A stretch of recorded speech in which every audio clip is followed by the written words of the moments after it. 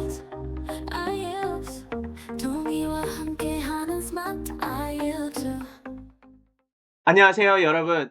스마트 IELTS의 호스트이자 현역 IELTS 강사 토미입니다. 오늘은 IELTS 라이팅 타스크 1에서 자주 나오는 파이 차트를 어떻게 설명하면 좋은지 차근차근 알아보도록 할게요.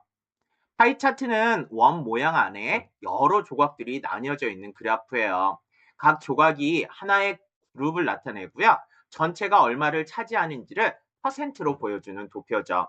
처음 보면 꽤 복잡해 보일 수 있지만은요, 포인트만 잘 잡으면 그렇게 어렵지는 않습니다.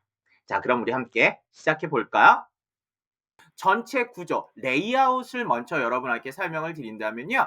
얘는 파이 차트뿐만 아니라 모든 그래프 계열에 동일하게 적용되는 부분이에요. 첫 번째는 서론을 써주죠. 서론은 주어진 문제를 갖다가요, 그냥 재구성만 해주시면 돼요. 어렵지 않아요. 여기에서 시간을 너무 투자하시면 안 된다는 거 늘 항상 강조드리고 있어요. 그냥 문제를 재구성만 좀 해주세요. 두 번째 문단은요, 오버뷰. 우리말로는 개요를 씁니다. 그래프의 전반적인 흐름을 갖다가 요약해서 쓰는 부분이죠. 따라서 기본적으로 두 가지의 내용을 쓴다라고 생각을 해주시면 가장 좋을 것 같아요. 자, 그리고 나서 본문 1, 본문 2 그냥 묶어서 본문을 쓰시면 되는데요. 오버뷰에 쓰신 개요에 언급한 내용들을 우선순위로 해서 디테일 값, 구체적인 데이터 값을 비교해 가면서 써주면 좋습니다.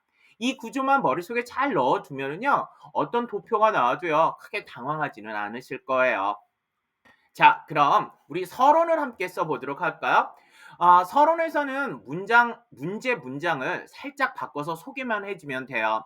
뭐, 많은 인터넷이나 많은 책들이 스트럭처도 바꿔서 뭐 수동태로도 쓰고 막 이러고 있는데요. 사실 시간적인 제약과 그 다음에 여러분들이 그거를 완벽하게 소화를 못한다면 오히려 문법에서 점수가 더 나빠질 수가 있어요. 특히 서론 부분은 라이팅 1에서 점수의 배점이 그렇게 높은 부분이 아니에요. 왜냐하면 내가 새롭게 쓰는 게 아니라 문제를 재구성만 해주시면 되거든요. 따라서 이 부분은 가능한 한 정확하게 문제를 갖다가 빠르게 재구성해서 막 그냥 글로 써주는 게 좋습니다. 오늘 문제를 잠깐 보죠. The pie chart shows the proportion of different categories of families living in poverty in Mexico in 2012라고 써져 있어요. 자, 문제를 정확하게 먼저 해석을 하시고요. 여러분들이 이 문제의 내용에서 범주에서 벗어나지 않게 우리말로 한번 번역을 해보세요. 예를 든다면 저는 이렇게 번역할 것 같아요. 이 파이 차트는 2012년 멕시코에서 빈곤 속에 살아가고 있는 다양한 가구. 문제에서는 different category of family라고 했는데 저는 다양한 가구라고 해석을 했어요.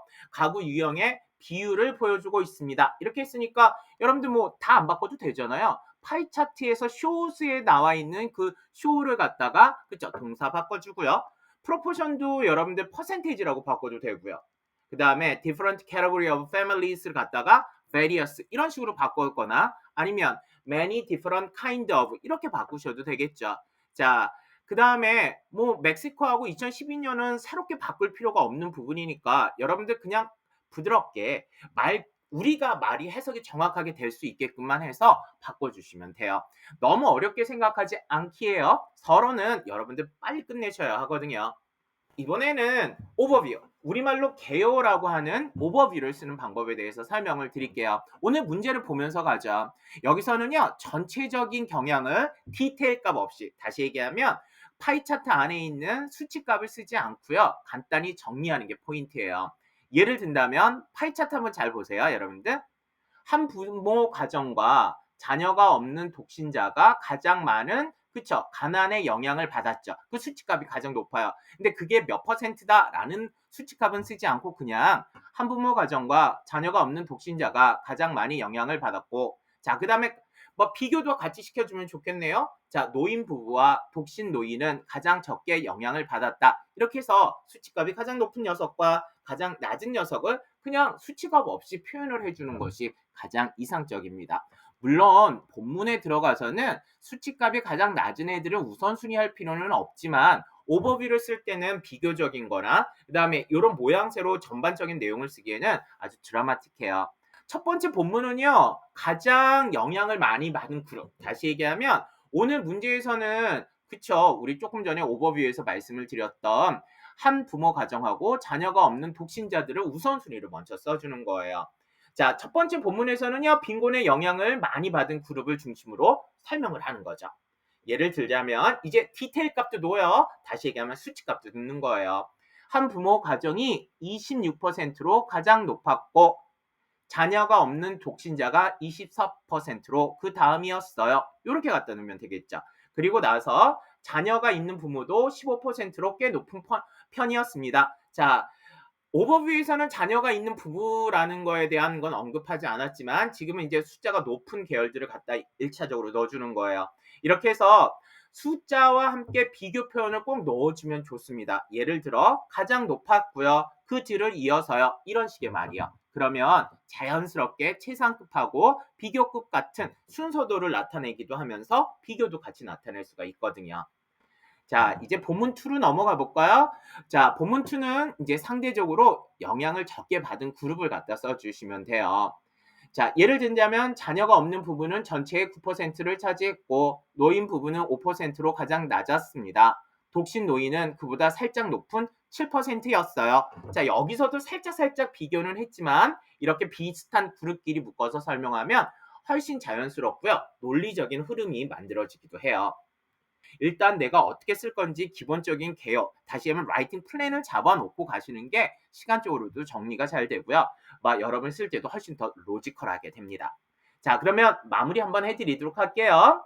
자, 먼저 마무리 전에 꿀팁 몇 가지 드릴게요. 다시 한번 정리한다면요. 첫 번째, 같은 특성을 가진 그룹은 묶어서 설명을 하려고 하세요. 그 그룹이 숫자일 경우가 가장 좋겠죠. 아무래도 수치값으로 같이 큰 그룹이나 낮은 그룹이나 이렇게 해서요. 특성이 같은 그룹끼리를 묶어서 설명을 해주려고 하세요. 두 번째, 표현은 어렵게 하지 마시고요. 정확하게 해주세요. 단어를 어렵게 쓰고 스트럭처를 어렵게 쓰면 점수가 잘 나온다는 거 맞는 말이에요. 하지만 그게 센텐스가 의미를 갖지 못하고 그냥 단어만 고급지고 스트럭처가 고급지다고 점수가 잘 나오는 건 아니니까는요. 처음 하실 때는요. 표현을 어렵게 하려고 하지 말고요. 정확하게 표현하는 것부터 시작을 하십시오. 그리고 이제 깨알 팁 하나 더 드리면은요. 우리는 비동사를 많이 쓰게 돼요. 뭐뭐이다, 뭐뭐였다 이런 식으로요. 자, 그런데 수치값이 나오는 녀석들은요. 보통 account for, comprise, make up, represent와 같은 비율을 표현하는 표현들을 동사로 써주면 여러분들이 훨씬 다양하게 표현을 쓰실 수가 있을 겁니다. 자, 오늘은 설명을 우리말로 하면서요. 화면은 영어로 이렇게 바꿔서 써드렸는데요. 여러분들 교재 봐 가시면서 차근차근 함께 연습해 주셨으면 좋겠어요. 오늘 영상이 여러분이 파이 차트를 자신 있게 설명하는 데 도움이 됐으면 정말 좋을 것 같아요. 자, 질문 있으시면은요. 질문 남겨 주시고요. 그럼 제가 답변 드리도록 할게요. 저하고는 다음 차트에서 함께 만나 뵙도록 하겠습니다.